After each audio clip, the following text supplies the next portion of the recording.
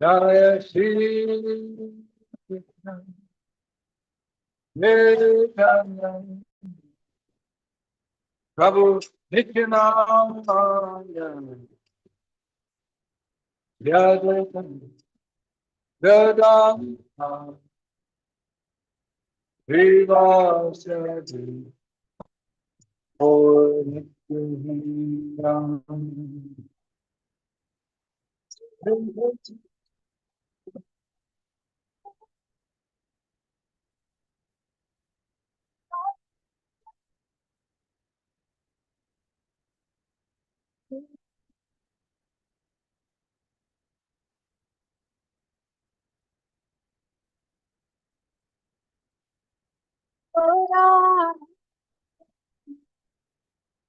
Jaya Shri Krishna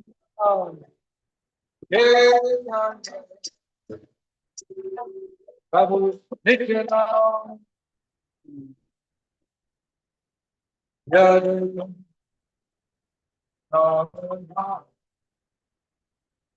Vivasati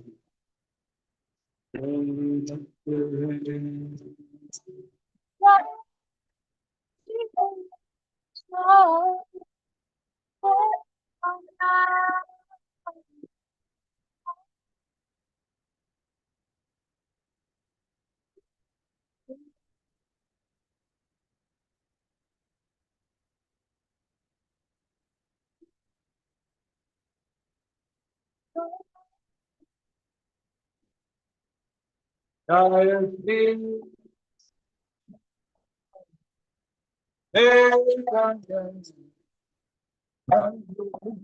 Nityananda Advaita Vedanta Vivasadi Gorvakadin.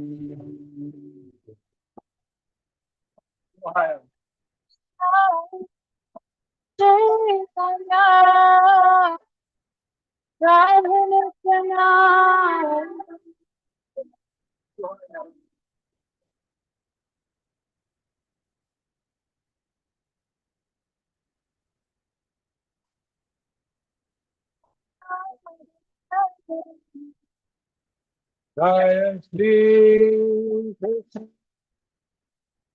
Chaitanya Nityananda Yadvaita Vedanta Vivasadi Lord Lord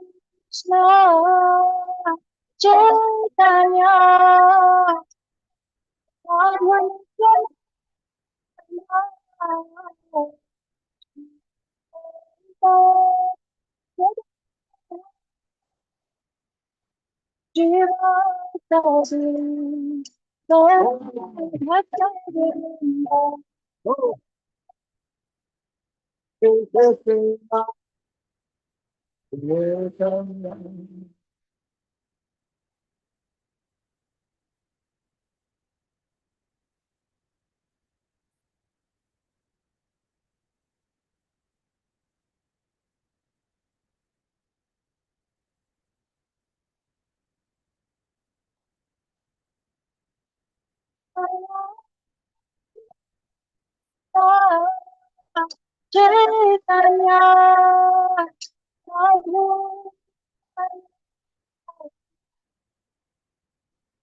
Nirajanta, Nirajanta, Radha Govinda. Oh, there's Krishna.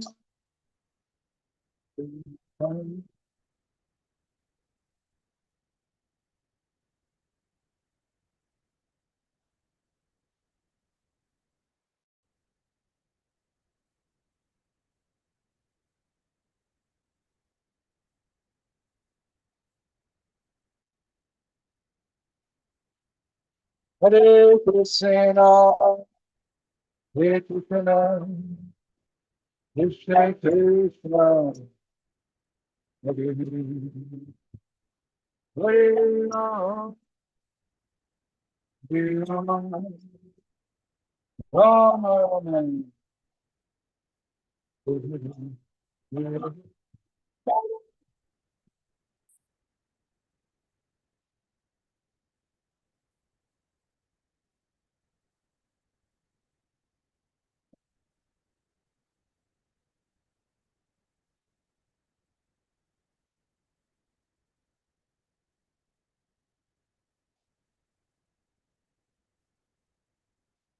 Hare Krishna, Hare Krishna, Krishna Krishna, Hare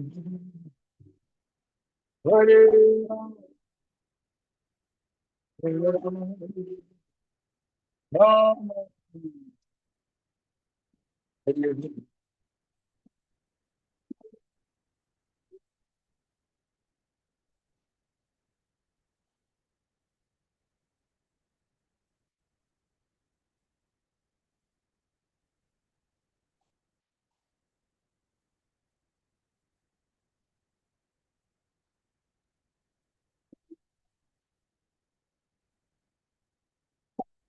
Hare Krishna, Hare Krishna, Krishna Krishna, Hare Hare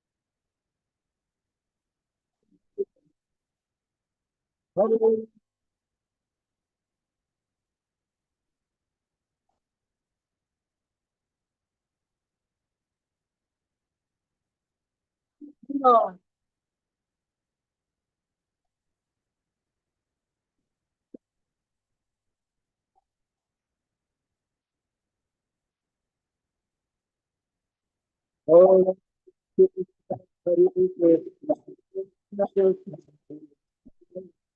Hare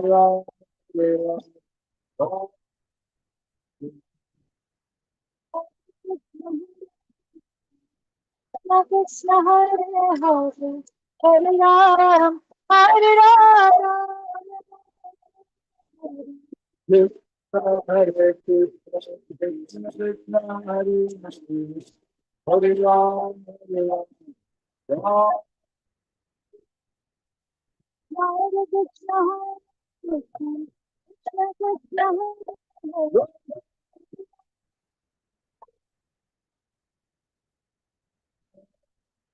Ram, Hare Krishna, Krishna Krishna, Hare Hare, Hare Ram, Hare Ram, Ram Hare Hare. Krishna, Krishna Krishna Hare Krishna, Hare Krishna,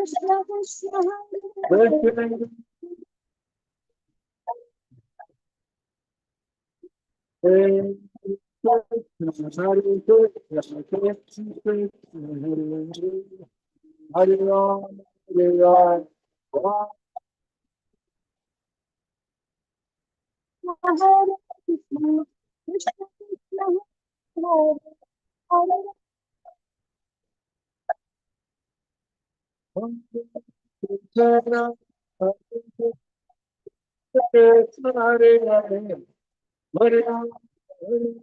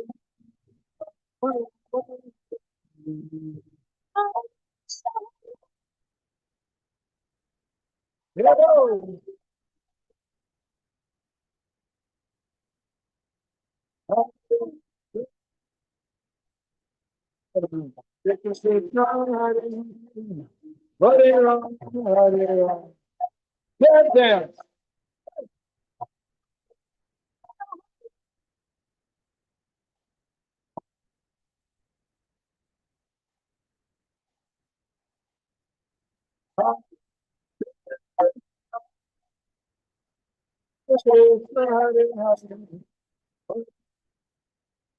Hare Ram, Hare Hare Krishna Krishna Hare Hare, Hare Ram,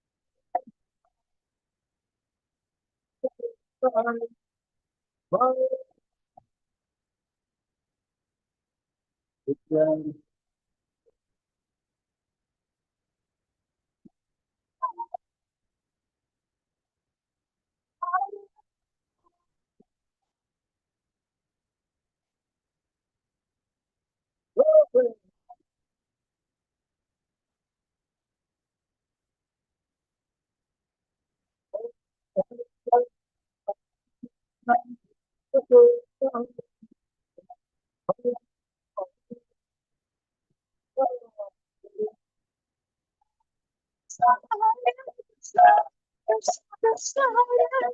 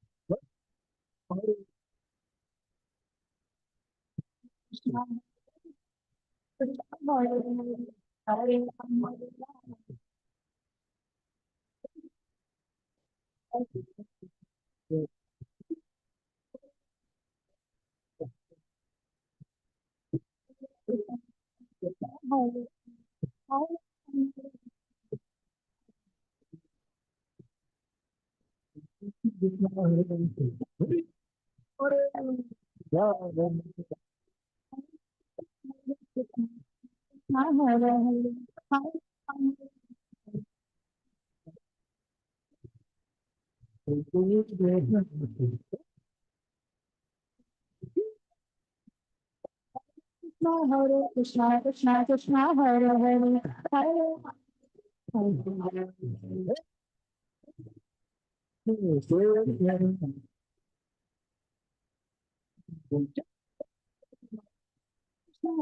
Krishna, Krishna Krishna, Hare Hare, Hare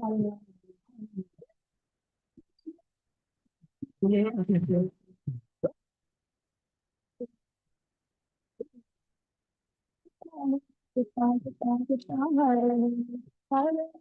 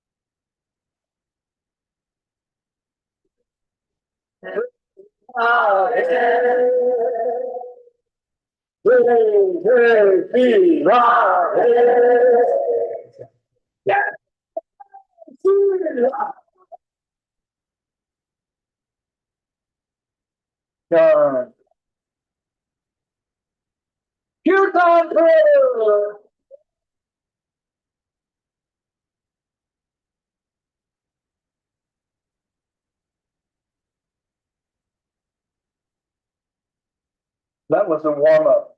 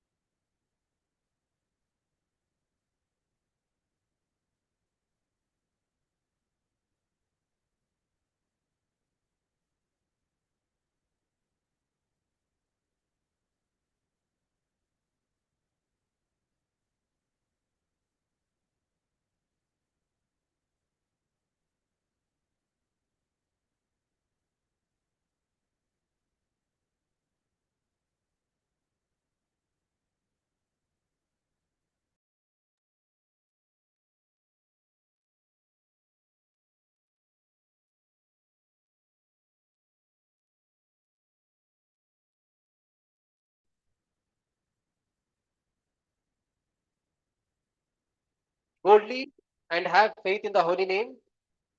Keeping that instruction as the life and soul, Maharaj has been traveling across the globe, and Maharaj has traveled more than 36 times across the globe.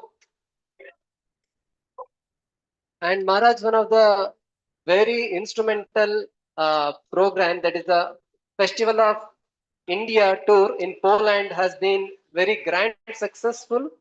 Last 36 years it is going on, and since 13 years the Sadhu Sangha Kirtan retreat in the US is happening, and many devotees are taking inspiration, going to the, and as well as the month long uh, yatra to Sri Dham Vrindavan, which attracts thousands of devotees to come and hear from the Maharaj the nectarian pastimes of the holy land of Sri Vrindavan. And Maharaj has written many books, and today we are going to uh, have the book Sri Radha. The book launch is also there, and Maharaj travels to Haridwar, and Maharaj has the Kirtan program there 6 week long to attract the people who come there to do the yoga, they just come to do the asan, but Maharaj very intelligently attracts them through kirtan to the bhakti yoga. So that is the speciality of.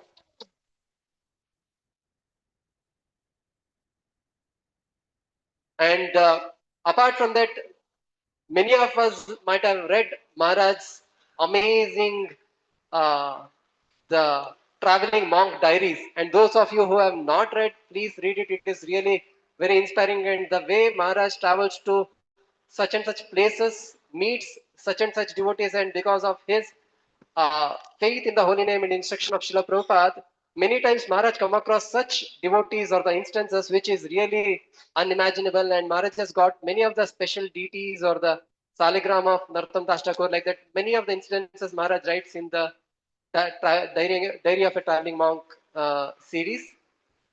And today we have Maharaj with us, and it is very auspicious to have just after the Nityan Tradashi to hear from Maharaj. Let us wholeheartedly welcome Maharaj to ICC temple by chanting Hare Krishna mantra once.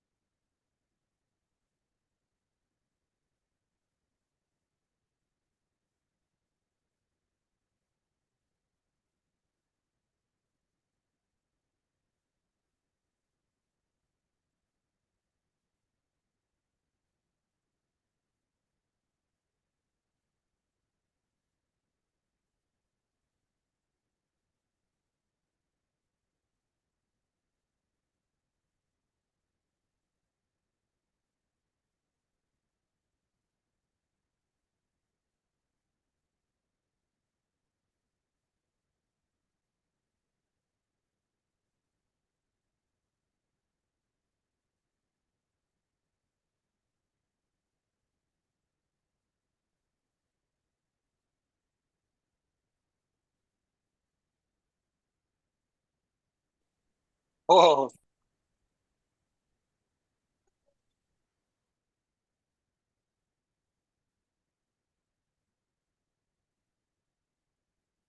oh, Hare Krishna. 1, 2, 3, 4. 1, 2, 3, 4. Hare Hare. Jaya Jaya Sri Chaitanya Jaya Nityananda. Jaya Dvaita Chandra Jaya Go Bhakti Vrindam. Jaya Jaya Sri Chaitanya Jaya Nityananda. Jaya Dvaita Chandra Jaya Go Bhakti Vrindam. Oma Gyantimadandasya Ganangana Shalakaya Chaksunimilitam Jena Tasmai Si Gurive Namaha Sri Chaitanya Mano Vishnam Shnapitam Jena Bhutale Swayam Rupakadamayam Dadanti Slavi Jai Shri Krishna Chaitanya Prabhu Nityananda Shri Advaita Gadadhar Shivasari Go Hare Krishna Hare Krishna Krishna Krishna Hare Hare.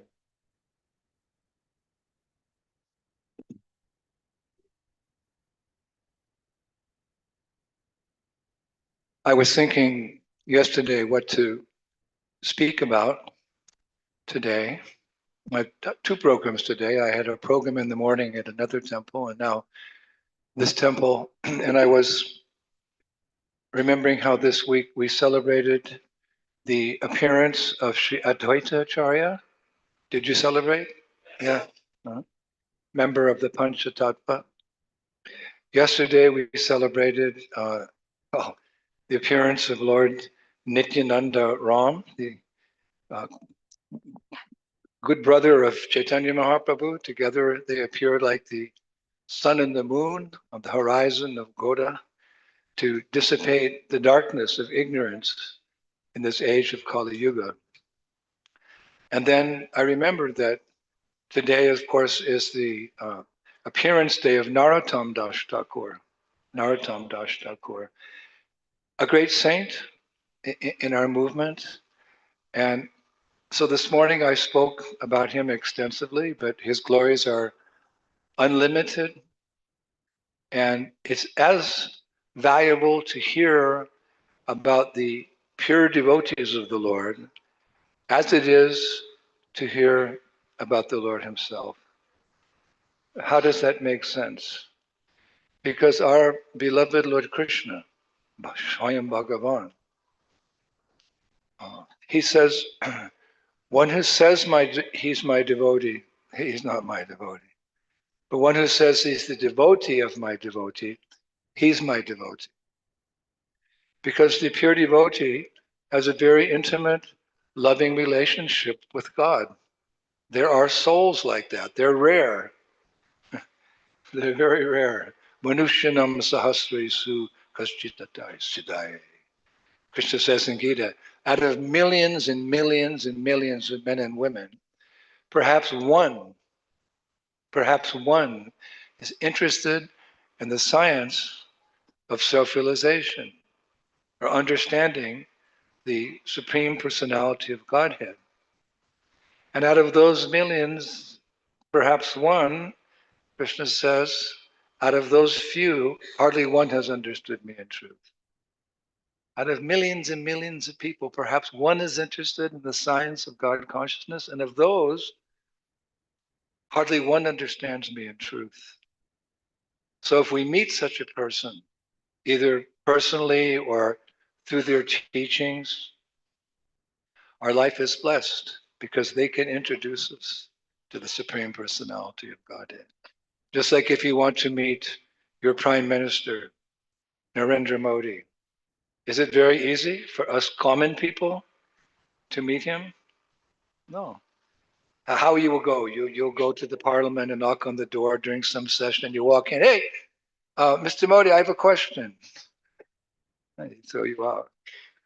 But if you meet a family member or you meet a good friend or a close minister in BJP, he can introduce you. I met Prime Minister Narendra Modi recently. I was staying in a hotel recovering from an operation I had in Delhi, a back operation, and my disciples put me in a good hotel so I could be properly facilitated. And one of the workers in the hotel came in as I was lying in bed and said, Swamiji, did you know that the Prime Minister Narendra Modi will be visiting us today? I thought I was dreaming. I said, no. He said, yes. In the back of the hotel, we have a beautiful property, a beautiful lawn, and one of the Prime Minister's daughter is getting married. It's invitation only event, but you can try. He likes sadhus, so I said okay, and I got out of bed, stitches in my back, but I was determined, and I put on my dress, my sannyasi dress, shaved my head clean, tied my sika back, put my kunti mala here, and I have one book. It's called Adventures of a Traveling Monk. It's about my lifetime of traveling and spreading Krishna consciousness around the world for 54 years. So I I took that book and then there was a gate by which you can, this is the book here. Clap.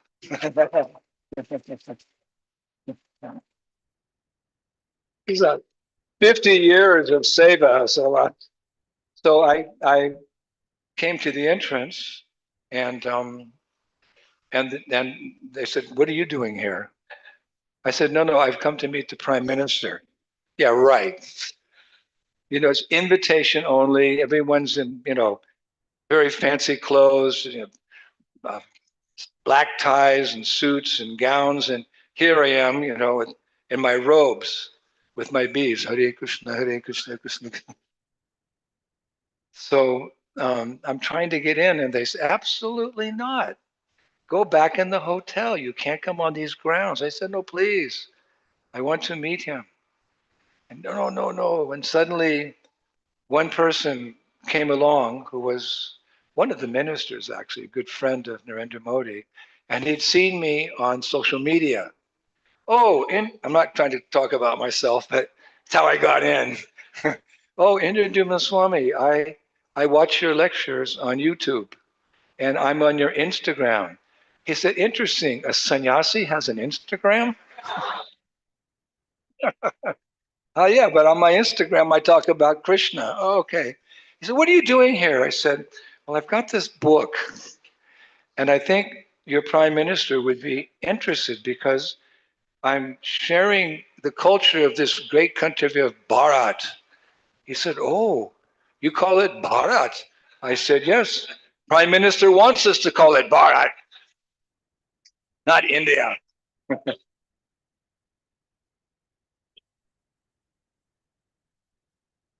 And I said, besides, I came to your country when I was 19, and now I'm 77. I'm your adopted son. I left my president in America. I hope there's no CIA here. To come to work under the shelter of your president. He said, really, are you really a sadhu? Do you know Sanskrit? Denosmin tade he pomanam yovanam jatate antaraspadirastate. Whoa! Sarva dharmam parichada mamikam saranam. Okay, stop. You want to meet Prime Minister? I said yes. I'd be honored. He said, all right, come on in.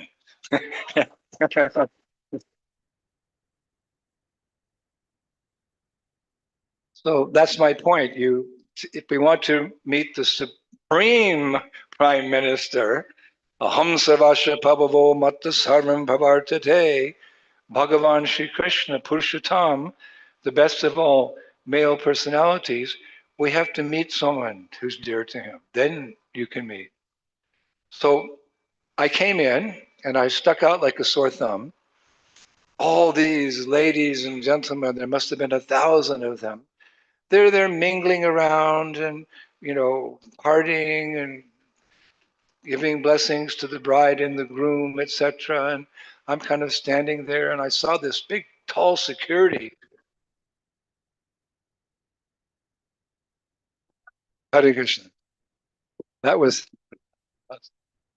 uh, that was an intermission. So I saw this very tall security man, big Punjabi man, very big like this standing. And I walked up and I said, sir, are you security for the prime minister? He said, yes. I said, I'd like to meet him. No, he's only going to meet the bride and the groom. He's just come from Kumbh Mela and he's very tired and he's coming to just give some blessings and go.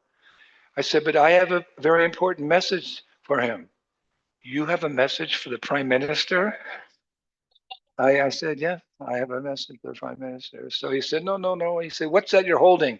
I said, this is my book, Adventures of a Traveling Monk. It's my diary, as I've been traveling around the world for 54 years. He said, what are you doing? I said, I'm just sharing the beauty of this country. Raja Vidya, Raja Guyam.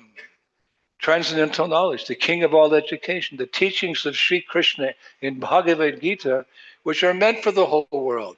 Because Krishna says he's seed-giving father in Gita of all created beings. That means we're not American or Indian or German or Japanese. We're all eternal servants of Krishna. And I'm reminding people, these universal teachings of Bhagavad Gita can bring peace to the world. Culturally many, but spiritually one. He said, I like that one. Culturally many, but spiritually one. I said, yes, yes. So can I show him my book? No. He said, anything that goes in the hand of the prime minister has to first go through this machine to see if it's not radioactive or has a bomb in it. I said, sir, look, there's no, I like that. He was a little offended. There's no bomb. Look, there's no bomb. He said, but maybe there's some radiation. I said, so he said, I'll put it through the machine. So they had this machine, somewhere next to the hotel. He came back out. And he said, it's not radiation, there's no bomb. He said, but I don't want you to disturb the prime minister, so I'm going to keep it. And he said, if by some chance out of a million, he sees you and you somehow get the book to him, I'll give it to you. But there's no chance you are not going to get to talk to the prime minister of this country. I said, no, Krishna's pretty amazing. He's the supreme magician. So just go into the crowd. So, how you have these funny sirens. Prime Minister was coming. And it was a long entrance into the gardens. And these thousands of people all lined on either side, jostling to get, next to the rope so they could see the Prime Minister or, whatever. So suddenly, the sirens stopped. You could hear a pin drop waiting to see the prime minister to come to give his blessings to the bride and the groom. Suddenly he appears and he's walking, on the pathway. People are going like this and not even looking, and then 75 meters he comes by me, he turns and smiles. Hare Krishna.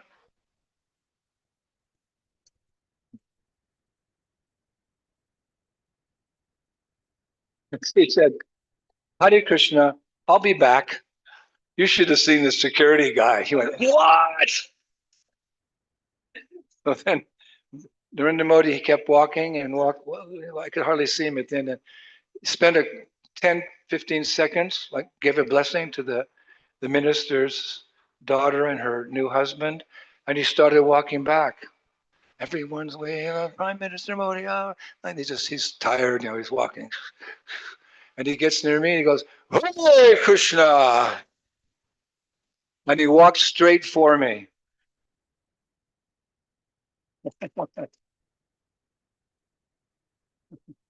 He comes right up to me. He says, Hare Krishna, who are you? I got a little tongue-tied. I give 3-4 classes every day for 50 years. I'm with the Prime Minister. I'm Indradyumna Swamy. I'm your ambassador for spreading spiritual culture all over the world. He liked that. He said, yes, you are our unofficial spiritual ambassador for the whole planet. Oh, what did somebody hear that? Did they mark that down? He said, tell me something about yourself. I said, I joined when I was a young man. I was in the military in America, and I got disillusioned because of war. I lost so many of my friends, died, and I couldn't understand, why is this suffering? Does God exist? Is there life after death? And I began inquiring. I read the Bible, the Torah, the Quran, the Lotus Sutras of Buddha, all these books, but they weren't satisfying. And finally, so we said at the same time, he said, Bhagavad Gita. I said, yes, Bhagavad Gita. And I mastered that book. And my Guru Maharaj Srila A.C. Bhaktivedanta Swami Prabhupada, he gave me the instructions. You preach boldly, you go to places where no one's been, and you have faith in the chanting of Hare Krishna. So, Mr. Prime Minister, this is the book of my diary as I've traveled in Russia, in China. In China, they don't have a conception of God. They don't believe in a supreme being or soul. I said, I have to speak about God. And in Russia, I said recently I was thrown into prison in Russia. My crime was singing God's names on the streets of Moscow. What a crime. Somehow I was released from the prison and I've come back home to Bharat. He went, And we had this conversation. And I was explaining to him that this is the real gift of India. The gift of India, the glory of India is her ancient spiritual culture. I said, Mr. Prime Minister, I'm a little sad because I can see that through the decades I've been here since 1970, I've seen the spirituality of the country going down, down, down, overwhelmed by a fascination, with Western science and technologies and music and dress. I said, so now I'm spending more time in India helping to revive this ancient Vedic culture, Krishna consciousness, and he was very grateful. So I gave him the book and I said, can I take a photo? Everyone stops me. Swamiji, can I have a photo with you? So he said, you want a photo? I said, yes, Prime Minister. So we stood there and we went and let to go. Tick, tick, click, click, click, click, click, click, click. And I'm looking at all the people. They're, oh, oh, oh. And then the Prime Minister turns and starts to go. I start waving at the people. Hare Krishna, everybody. So then maybe 30 seconds later, his secretary came back. He said, the Prime Minister said he wants to read your book and he wants your email address because he wants to write a review.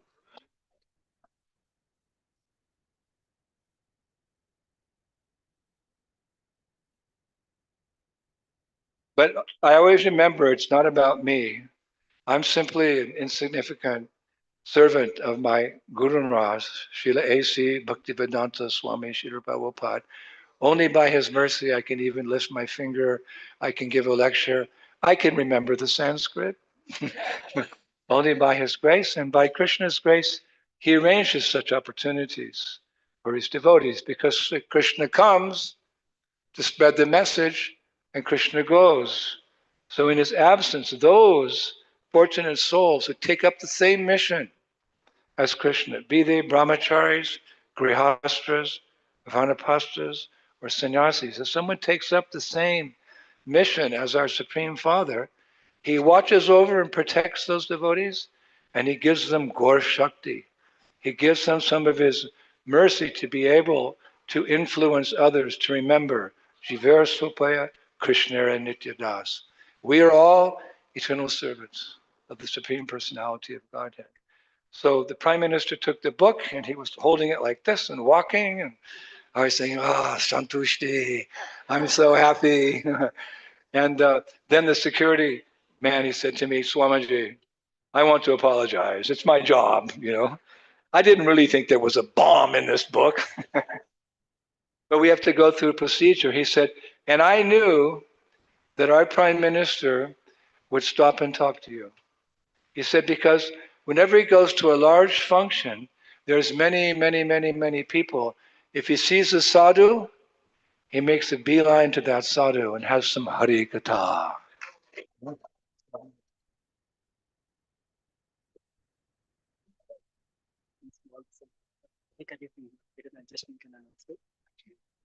I'll just make an announcement. We have a very important announcement. There's a vehicle blocking the road. Hare Krishna. Thousands and millions of cars are blocked. Hare Krishna. Please note whose vehicle is 1794. 1794. Who's it? Car is blocking the place. Can you please kindly make the. I'm glad it's not my car. So in this way, my point is that by meeting someone who's dear to a very important person, you have an easier facility to meet them. So therefore Krishna says in Bhagavad Gita, Tadviri paripatena paripashana sevaya upadekshanti te gyanam jnanashtatvadarshana. If you want to learn spiritual truth, and we should want to, atato brahma jignasya. Now that we've come to the human form of life, now is the time to become self-realized, to understand my deeper spiritual nature, to understand who's God, Bhagavan, Purushottam, in my intimate, loving relationship with Him. So to come closer to Him, we have to approach His representative. Who's His representative? The seers of the truth, the spiritual teacher, the spiritual master. And Krishna says, by approaching the spiritual master, you inquire from him about spiritual subject matter. And when he blesses you by speaking that Hari Katha, you have a debt. If someone gives you something extremely valuable without asking anything in return, you have a debt to that person. So paripashana sevaya, you serve that teacher. And that combination of inquiring from sadhus and serving the sadhus, it's mystical. This combination of meeting a sadhu and serving a sadhu, that combination is very interesting. It brings realization. Tattva darshan, darshan. We can have darshan of the truth by approaching a spiritual teacher.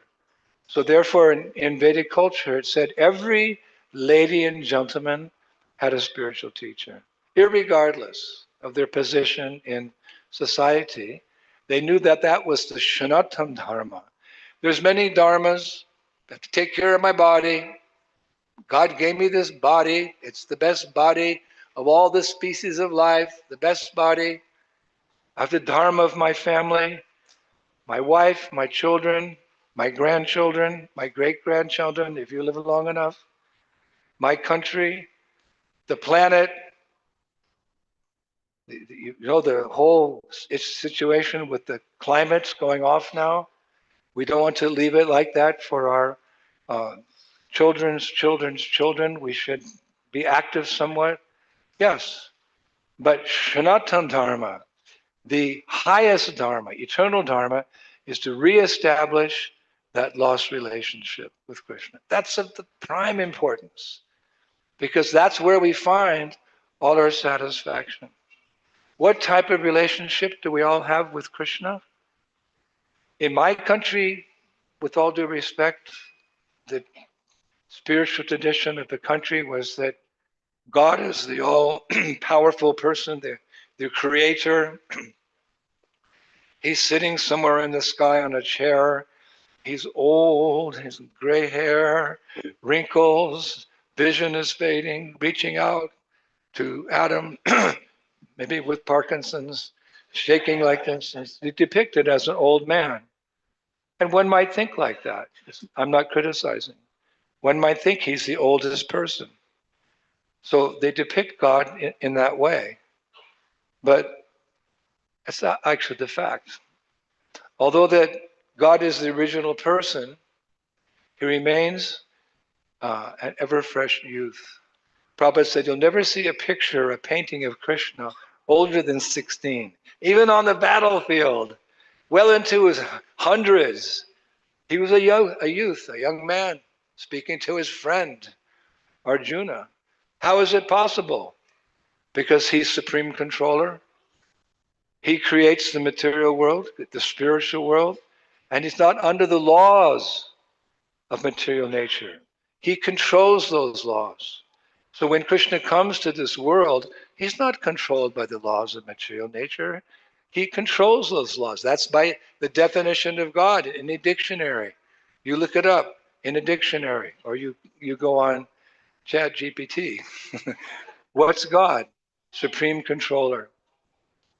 Like a king, when a king leaves his palace and goes around the countryside, checking on how things are going, he's not controlled by the laws. He's the king. He can do whatever he wants. Hopefully he does the right thing. But he's not controlled by the laws because he's the king. He can go anywhere and everywhere and then back to his palace. So when Bhagavan Sri Krishna comes to this world, He's not controlled by the laws. He comes and he goes, and he remains ever fresh, a young boy in Goloka Vrindavan. So we have that understanding. We should share it with the world. Krishna is so amazing, it's very easy to become attracted to him. Right now, we're attracted by the material energy and all that it has to offer. But when we hear from sadhus about the real nature of this world, we get the actual picture. With our eyes, we look at the forest and we think, oh, what a beautiful forest, the green trees and the bushes and the butterflies and the flowers. But Hanyahani Bhutani. Bhagavatam describes that in this world, one living entity is food for another living entity. So if you actually go in the forest and sit down and observe, you see that Annamoya, the animals are on the platform of Annamoya. Where is food? You look, the birds, as soon as they're up, they're looking for food. You have many dogs, hounds, they're all looking for food. Cats, rats, bumblebees, mosquitoes. Anamoya, that's the level they're on. By nature's way, they're basically just eating, sleeping, mating, and defending. That's what all the other species do. Eating, sleeping, mating, and defending. And if we think we're superior because we eat better, because we can eat in restaurants, and we can sleep on nice, soft mattresses in our homes, and mating, we can mate just like other species mate, and we can defend ourselves with nuclear weapons. We're better than the animals. It's the same business. They're eating, we're eating, they're sleeping, we're sleeping, they're mating, we're mating, they're fighting, we're fighting with bombs and missiles and machine guns. But it's the same principle. Prabhupada was so bold as to say that if we think we're proud of a civilization where eating becomes very refined, sleeping becomes very refined. Come see my room, Swamiji, this big bed with a mattress and the backstay and the pillows, all silk. Sometimes I've shown the house like that. And fighting, Prabhupada said that's polished animal life. Oh, sometimes the sadhus, they speak at pinches. Sadhu means one who's, when he speaks, he cuts your material attachments. Ouch. Polished animal life. Oh, not that. So Krishna consciousness means to have those things. They're necessary, but they're not the goal of life. We're atmas in transit. It's an interesting term. Atma means the soul, and transit means we're passing through. Krishna says it more poetically, more spiritually. For one who has taken birth, death is certain. And for one who has died, birth is certain. That's not the end. Because one who has taken birth dies again, and that person takes birth again, birth, death, birth, death, birth, death, birth, death. That's the picture Krishna gives in Bhagavad Gita. So we have to question our existence in that way. If this is a fact, then what are we doing here? Living a polished animal life when we have the buddhi, we have the intelligence to inquire beyond just anamoya, eating, sleeping, mating, and defending. We can ask questions like, who am I? Where have I come from? What happens at the moment of death? Does God exist? I think in my experience in traveling the world and meeting peoples of all cultures and traditions and sizes and shapes and so forth and so on, my general experience is that at some point in life, either as a child, as a teenager, middle age, and certainly in old age, when it's almost over, this comes to our minds. Who am I? Where have I come from? What happens at death? Does God exist? And because we have the intelligence to ask those questions, perfect questions, we can seek out the perfect answers. This is what the Lord has given us. Out of all the species of life on this planet, only the human being has this buddhi, this deeper intelligence by which they can question their existence and see if there's some positive alternative to dukkhalayam shashvatam, a temporary place full of suffering. We can inquire and see if there's some alternative to this. And if we don't take advantage of that valuable human form of life, we transgress back downwards, perhaps into lower species of life. Human life is meant for this purpose. The tool is our intelligence. Who am I? Where have I come from? What happens at death? If you don't use that tool, that facility, that opportunity is taken away. Maybe a few of you are CEOs in charge of a company, and someone comes along, and a young man just graduated from university with honors.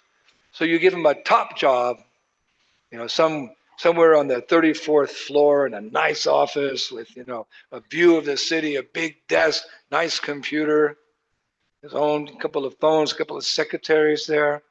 Because he has these skills, you've given him these facilities. They're generally not given to those who didn't graduate from college. If you go further and further in college, perhaps you get a better job, more facilities. But if that boy is in that facility and he's not taking advantage, he's not working, he's not going on the computer, he's surfing on his cell phone, looking at the cricket match, and doing this and that, and not doing his work, the boss will see in due course of time. He's not taking advantage of the facilities. All right, you're demoted. You go down, you become the sweeper on the first floor. Business is tough.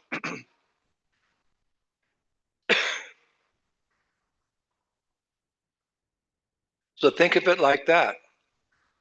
We've been elevated probably because of your pious activity. I have to be frank. I read in the Vedas that the most pious people in the universe, they take birth in Bharat. Doesn't say India. It's Bharat. You know where the word India came from? When the invaders came in 1,000 years ago, the Mughals were coming from the northern regions. They had to cross the Indus River, and they couldn't pronounce the Indus. It's there in Sanskrit, Indus. So in their tongue, with their language, they said India. They couldn't say Indus. Said India. Like in China, they can't say R's. Hare Krishna, Hare Krishna, Krishna Krishna, Hare Hare, Hare Rama, Hare Rama. But Krishna understands when a Chinese person is chanting Hare Krishna, so he accepts. But the invaders to your country 1,000 years ago, they couldn't say Indus River, so it became India. Now you know why the Prime Minister wants to change it back to Bharat. Bharat is a famous personality in the history of your country. I was reading. He was a great king in days of yore. So the sages, they started honoring him by calling this region, this country, Bharat. But there's another linguistic meaning for Bharat, because Sanskrit words can have many, many meanings. It also means light. It means light, but not the kind of light that we lost earlier. I hope it doesn't go out again. But the light of knowledge.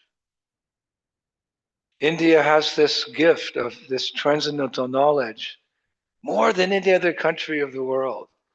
You to keep it, you have to share it. You have to share it, and then you can keep it.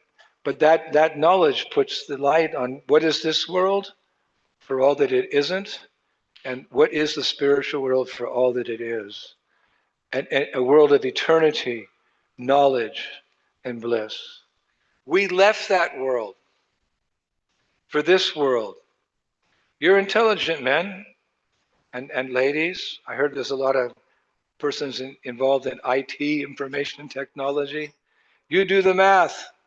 If you're living in a place which is eternal, full of knowledge and bliss, and you exchange it for a place which is temporary, full of ignorance and suffering, is that good business? Whoa. You have to admit, if you're a good businessman. You'd exchange the world of eternity, knowledge, and bliss. It actually exists. It's not mythology. It's not a fairy tale. It's not somebody's speculation, as some of these scholars in the West criticize. No, it's absolute truth. It's absolute fact. Srila Vyasadeva is not, he's a person of the highest character, controlled mind, controlled senses, fully enlightened. Vyasadeva, the author of the Vedic literatures. He's not mythology. He's a real person, and he wrote down these absolute truths which are beyond our ability, our minds, and our senses to grasp. And he's given to us in a book like Bhagavad Gita, Bhagavatam, Upanishads, like this. We have to believe in the spiritual world. So sometimes you have to just stop your busy lives and think, am I doing the right thing? We get caught up in this tsunami of Western civilization now. Before India was simple living with high thinking. Making was mainly agricultural. I've done a lot of study. Agricultural.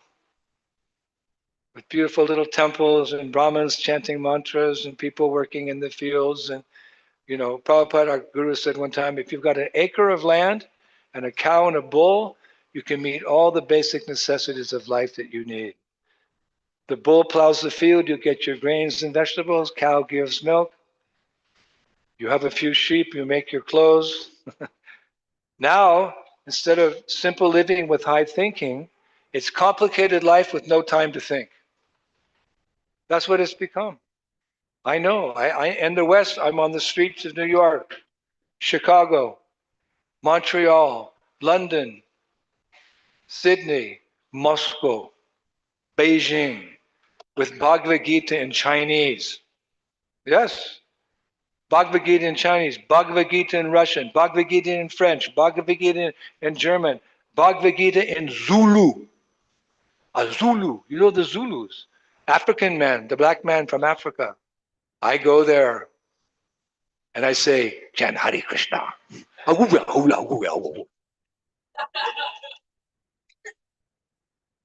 But they're nice people, they're God-fearing people.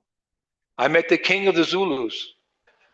Yeah, I met the prime minister of India and the king of the Zulus. The king of the Zulus wasn't as enlightened as your prime minister, but he was a God-fearing man. And I said, King Goodwill. Yes. I said, I see that your people are God-fearing people. What do you call God in your Zulu language? Oh, Maharaj. We were friends. Oh, Maharaj.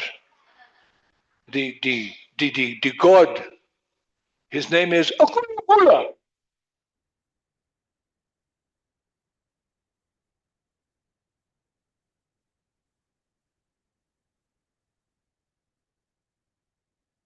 What? Akula. Said, Your Highness, because he was the king. 38 million Zulus. He's the king. You have to be very respectful because there's lots of warriors around with spears. So I said, he said to me, so Swamiji, what is your name for God? I said, Krishna. He said, excuse me? I said, Krishna or Govinda. He said, and I said to him, Your Highness, what does Akulukula mean? He said, you say that very nice. I will make you one Zulu warrior. I said, no, I said that. And you're going to be amazed. I said, Your Highness, what does Akulukula mean? You ready? He said, it's a name for God. He said, it means that person who owns the most cows.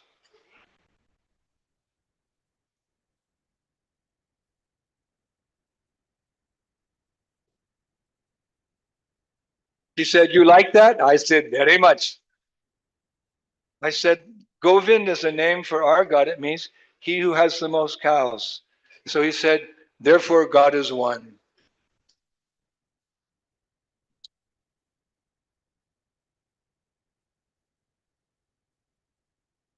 You see, people like our philosophy because one time someone said to Prabhupada, "Prabhupada, everyone loves you." I know what Prabhupada said? He said, "That's because I love everyone." Yeah.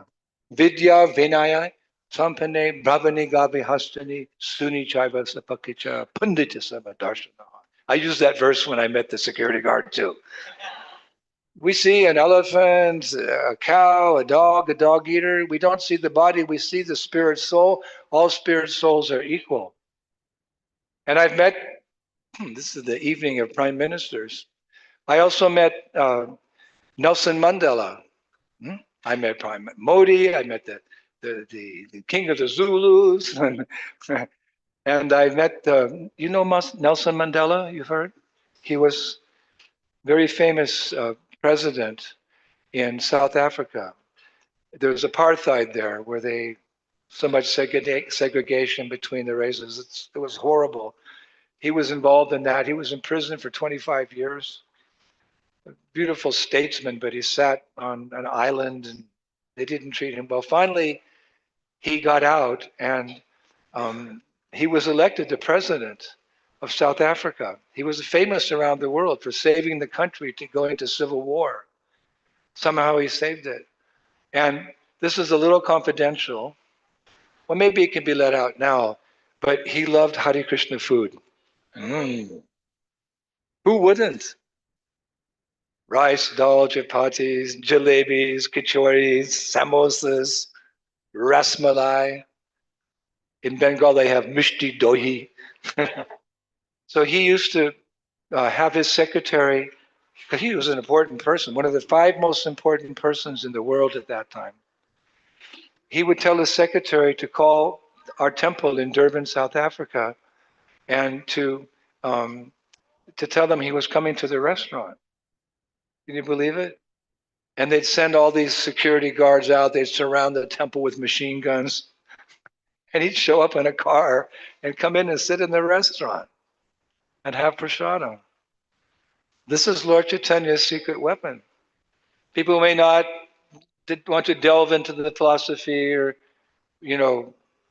chant with us, but anamoya, everyone loves to eat. So let them eat prasad, food offered to the Lord. You can make spirit. Prabhupada said you can go back to Godhead just by eating prasada, but you should also chant. So I met him on several occasions, and I said to him, Mr. President, we're Hare Krishnas. We're not so, famous in society yet. I said, but we have the panacea for all problems. He's a diplomat. He's a statesman. I said, we have the solution to the problems in your country. He said, did you take a course in statesmanship or politics in university? I said, no, I barely graduated grade school, but I have a teacher who knows everything. So I said that we're never going to come together, Mr. President, unless we understand what we have in common. We're fighting over the differences, and that'll go on till kingdom come. But I said, we'll only be peace in this country and this world if we have something common. He said, what do we have in common? I said, not the color of our skin, not your language, my election, not our sex, male and female. What we have in common is we're all God's children. There's one personality who's the source of all that is material and spiritual. Jiver Supoya Krishnera Nitya Das. He said, that's not English. I said, no, it's Sanskrit. It means we're all eternal servants of God. He said, this is very interesting, Swamiji. So we'd have these discussions. You see what your country has to offer the world? The solution to the problem is we're not just some, staying in our temples and ringing the bells, and we have to spread this message very loud because Lord Chaitanya said, It has to go to every town and village of the world because it's the source of all problems, the solution to all problems. How's it the solution to all problems? Nelson Mandela said. I said, because Krishna says, by this process of bhakti yoga, by this process of Krishna consciousness, you go back to the kingdom of God. And Krishna says one more interesting thing, that when you get there, you never come back. He liked that. You mean I go to heaven, I don't come back to Durban? Yes, sir. So in wherever I go, I always engage in distributing prasadam.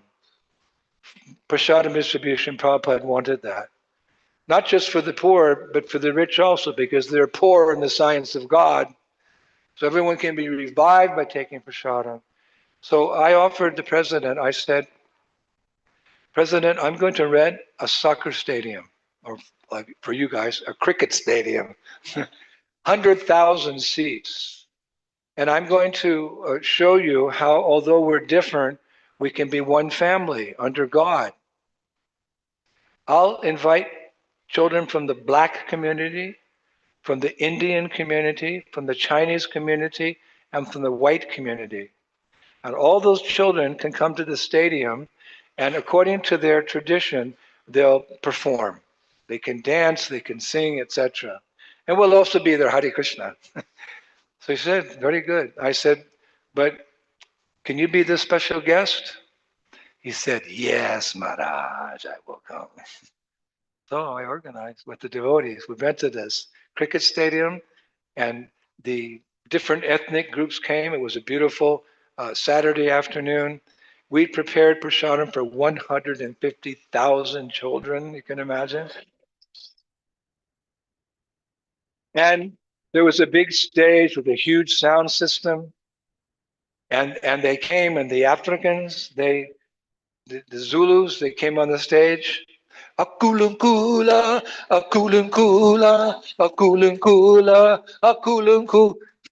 Seriously, because the King Goodwill, he liked that melody.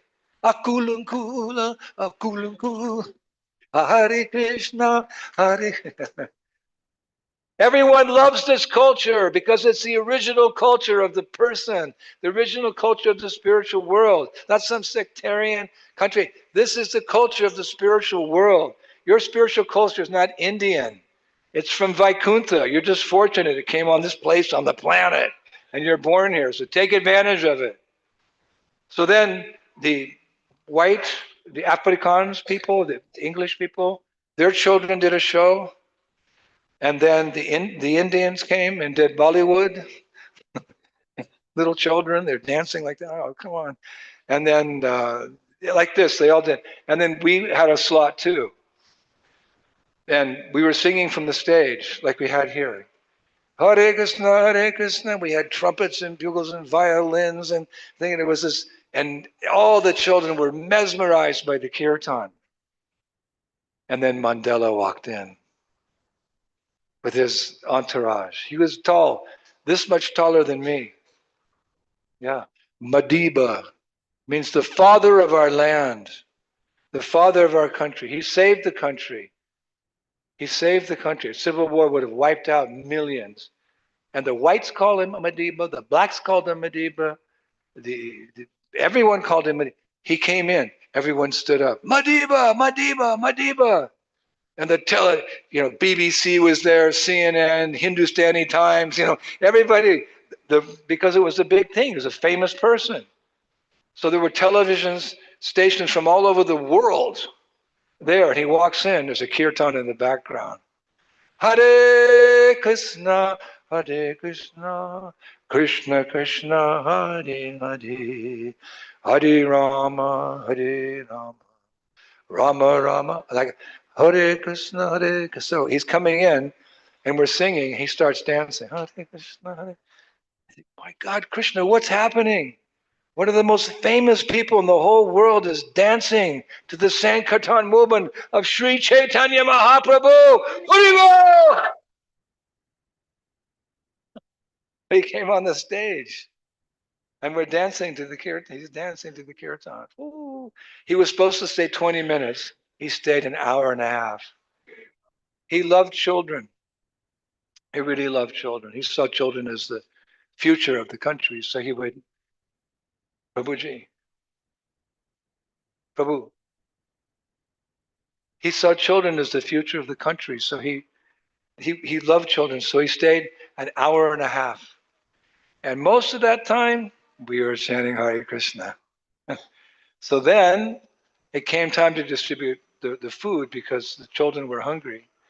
So it was pandemonium. Children are hungry. And everyone knows how nice Hare Krishna food is now in Africa. They love prasadam. They love kirtan. They love our philosophy because it's the nature of the soul to be Krishna conscious. Everyone's a devotee of Krishna. Some know it and some don't. We're just reminding people who they are by reviving Krishna consciousness in this great country and taking this lamp of knowledge to the whole world. So as we were leaving the program, I was walking next to the president, Nelson Mandela. We're walking together, and we're walking. We get to his limousine. I say, Mr. President, how did you like the program today? And he paused. He stopped. And he looked around, and there was a newspaper reporter, and there was a television, and the radio, and Instagram. Everyone's there. It was one of the top moments in my life.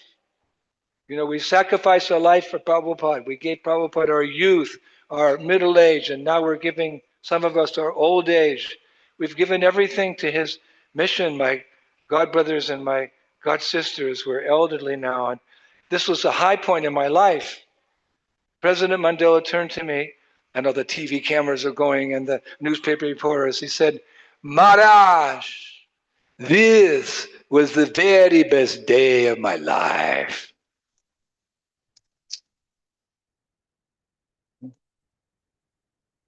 Maharaj, this was the very best day of my life. It was on the front page of every newspaper in South Africa and some Europe and America. Nelson Mandela says, Hare Krishna Day was the best day of his life. Haribol! And after his time as president finished, he was getting older and out of the public view, but he was going with his wife to Mauritius for like a rest, a vacation. And he was, well, what happened was I was on the airplane. I was also going to Mauritius. And I didn't know the president was going to be on the same plane. Because I traveled so much, I was upgraded to business class. Yes. A sannyasi in business class. It's okay with me because I travel so much. A cloth becomes old by leaving it in the sun. A horse becomes old by not being used. A woman becomes old by the neglect of her husband. A man becomes old by traveling so much. Oh. So sometimes I upgrade to business class. Hare Krishna. So I'm on the plane. Everyone's boarded. There's 14 seats in business class, and there'd be 30 or 40 in economy on a flight going from Johannesburg to Port Louis in Mauritius, an island, Mauritius. So we're all sitting there, and all of a sudden, the police come on the plane. Everyone in business class, out! Get in the back! What? We paid for these tickets. You get out of those seats and you get in the back. And I went, I don't really want to go back there, sir. No, you get back. So they're busy throwing everyone out. And I'm the last person in the second row in the aisle seat. What about you getting out? I said, I got upgraded. I'll lose my points. What? Suddenly, security detail comes on, and they were bringing Nelson Mandela, the former president, on the flight, and they wanted him just to sit quietly in business class because he was the president. So he comes on, and they're yelling at me, the security. I'm holding on to them. No, I don't want to go. And he sees me, and he says to the security, leave that Swamy alone.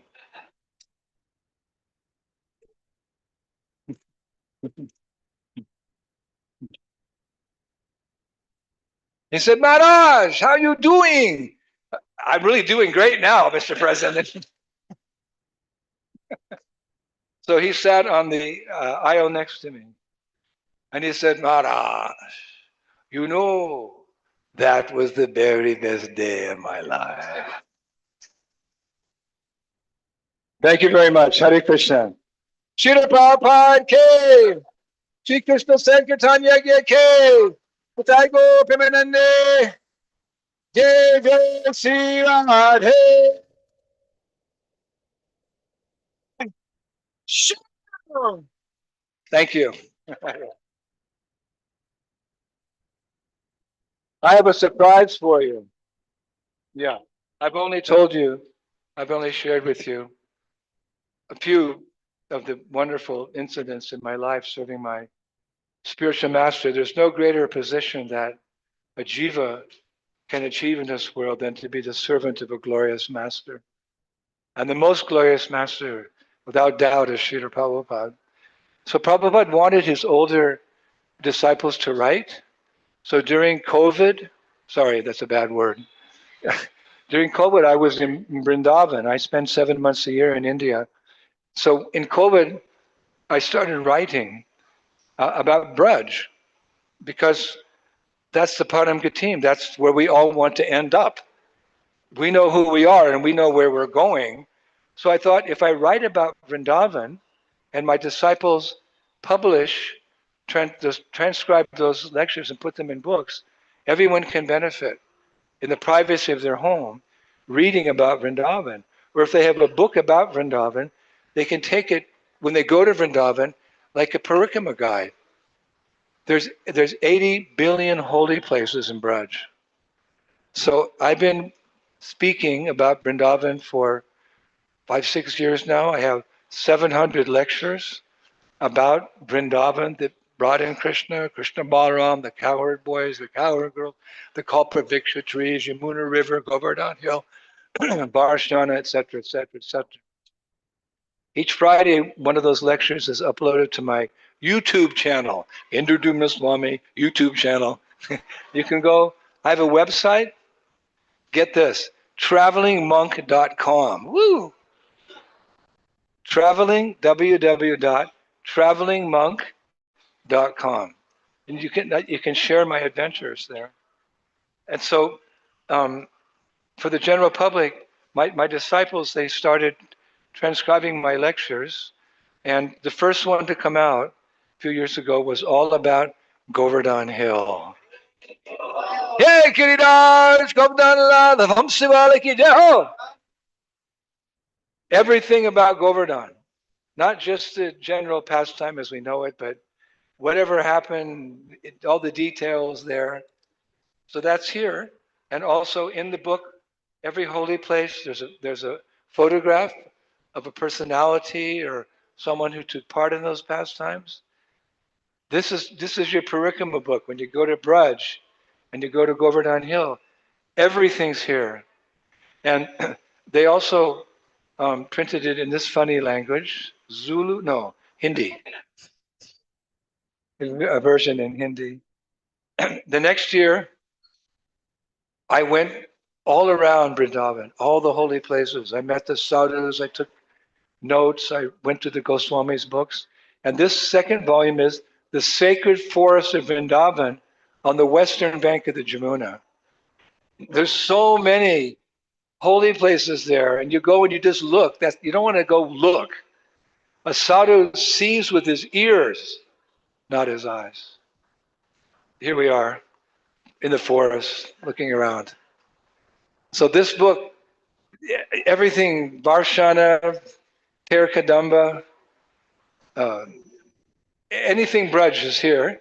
And the next year, they came out with the Sacred Forest of Vrindavan on the eastern bank of the Jamuna. So when you go to Braj, you take these books and you think, okay, so where are we going to go today? Let's see what we have here. Let's go to Bailvan. Lots of pastimes happen in Bailvan. And I spent 2 weeks living there, inquiring from the sadhus, reading Sanatana Goswami, reading Rupa Goswami, finding out all that happened there, taking photos of the deities. in that forest. And you don't even have to go to Braj. You sit in the privacy of your home, you become a Brajbasi. And this year, dun, dun, dun, dun, dun, dun, dun, Shri Radha and her 8 companions. Woo! Yeah. Vrindavaneshwari. A sensitive subject because she's Veda Gupta. She's hidden in the Vedas. There's no mention of her because she was meant to be revealed by Sri Chaitanya Mahaprabhu when he appeared. So by studying the books of the Goswamis and praying and confiding in my senior godbrothers all about Radha and Astasakis. If you go to Mayapur, you see Radha Madhava. On the left, there's 4 ladies. On the right, there's 4 right. Oh, they look pretty today. What do you mean? That there's more to know about Lalita, Vishaka, Tungavidya, Chitra, Ranga. We have to know these persons. We want to meet them one day. We have to be able to recognize them. What is the way they dress? What ornaments do they wear? What is their service to Srimati Radharani? What is their relationship to Krishna to keep that rascal away from making fun of Radharani? So many pastimes in this book. It took me years to put this book together. And she's our only hope. But because she's in charge of bhakti, and we're appealing to her to engage us in Krishna's service. So I brought lots of these books here. This is my final day on the book tour. I've been everywhere. I've been in Delhi. I've been in Mumbai. I've been in Pune. I've been in Hyderabad. This is my final night, 6 weeks, every night doing this.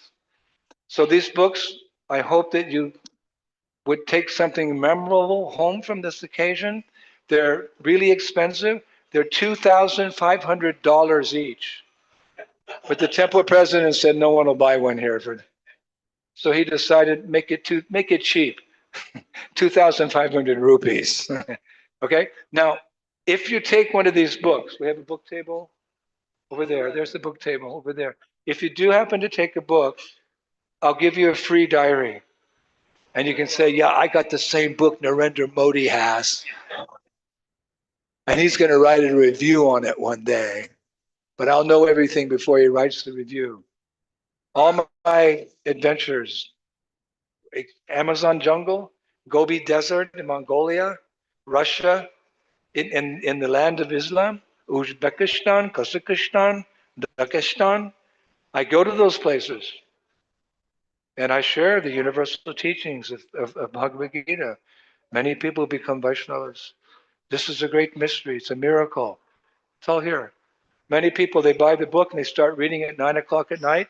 They don't go to sleep. They read until the early morning. It's not about me. It's all about my spiritual master, by whose grace this is always happening. So I'm going to sit here.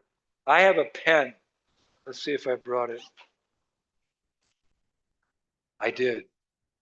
This is a really expensive pen. But you're a Maharaj. Yeah, I know. But it's a Mont Blanc.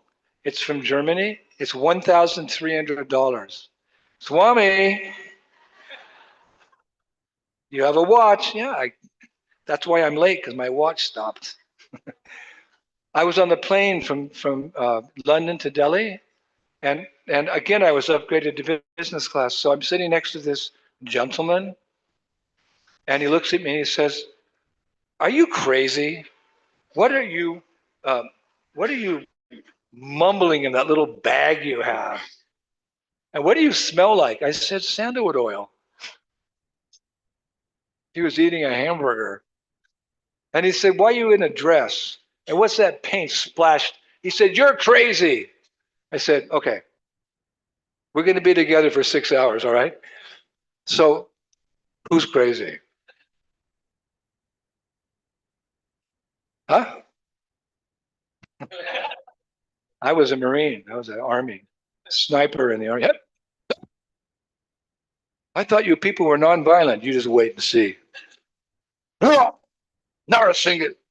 No, I was polite, you know, and I said, "Let's talk." To make a long story short, we talked for 6 hours. And as we were landing in the Delhi airport, he said to me, he said, "Swamiji, please accept my apologies. I didn't understand. I was ignorant. I offended you. I criticized you, etc. Said, I am so. Will you forgive me? I said, yeah, I get it all the time. Don't worry. He said, so, and took this pen out of his pocket. He's a businessman. He had a Rolex watch on, everything, you know. He said, this pen was given to me by my wife on our 25th wedding anniversary. I went, uh-oh. He said, I'm going to give it to you, and my wife's going to kill me. He said, but I want to show my affection. He said, you can use this. So I said, no, I don't write. I have a computer. Then I remembered, I'm coming to back to Bharat. I'm coming home back to Bharat, right? And I'm going to go on a book tour and share this wonderful, pristine, pure, ecstatic nectar with the people of this country. And I'll say, if anyone buys a book, then what I'll do is I'll give a signature. So I'm going to show you my signature. It's quite unusual. Hold on. So if you take one, oh, this is the signature you'll get on it. Whoa. I am crazy. So he was such a nice man. He gave me this pen. So please, if you buy a book, take something home that, you know, in your quiet moments, you can absorb yourself. Shravanam Kirtanam brings Krishna Smaranam, remembrance of the Supreme Personality of God, Godhead. What could be more beneficial, precious than that? So that you get by reading there. So I'm here. Oh my gosh, it's 8 o'clock. I'm here. I'll stay 1 hour. There's usually a long line. I'll stay. Don't worry. Don't be anxious. When you're in line, chant Hare Krishna, Hare Krishna, Krishna Krishna, Hare Hare. I'll sign the books, but I have a request. When a sannyasi, one in the renounced order of life, who carries nothing but a $1,000 pen, comes to a householder's home, or he comes to a community, the tradition is that sannyasi can ask from that community, from that household, anything he wants. But he uses it in Krishna's service, of course. Generally, they ask for some prasad or something, you know, or Lord Nityananda, some sannyasi came to his home, and the sannyasi asked Nitai's parents for the boy. So he took Nitai with him. I'm not going to ask for your son, but don't take your checkbooks out. It's not like that. This is my request. So, can I make a request? Okay. My request is this. Please, please, please, can I come back next year? Really? No.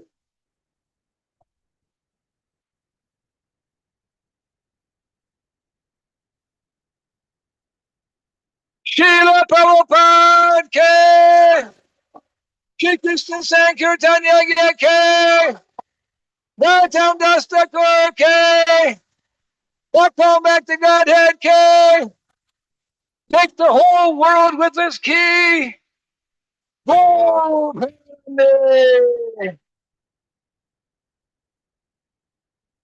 thank you. Love you all. Hare Krishna. It was such an amazing, inspiring class of Maharaj, meeting so many wonderful people around the globe. This was just a glimpse. If you read Maharaj's traveling monk diaries, you will get to read many, many more such incidents about Maharaj's life.